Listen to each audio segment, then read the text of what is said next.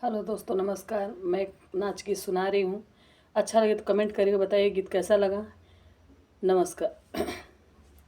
सुतल रहली में अपने भवनवा हो, अरे सपना देखिले अजब तरे भामरवा। अरे सपना देखिले अजब तरे विदेसिया।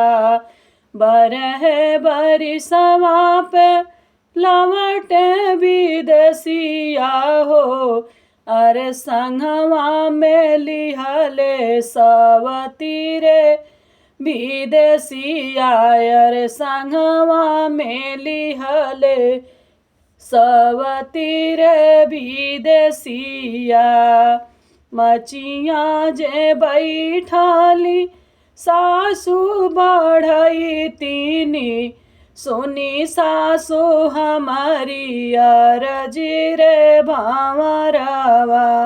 बरह बरिसवा पे लवट रौरा पुतवा हो, अरे संगवा में लिहले सवती हो भामरवा। अरे संगवा में लिहले सवती हो भामरवा।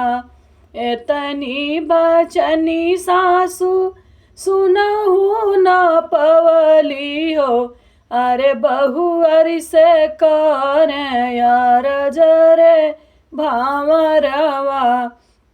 अरे बहुअर से करे अरजरे भामरवा। पुड़िया बनैहा बहुअर खिरिया बनैहा हो, अरे परती परती डरी हो जहर हो बहुआ। अरे परती परती डरी हो जहर हो बहुआ। हेलो दोस्तों, नमस्कार।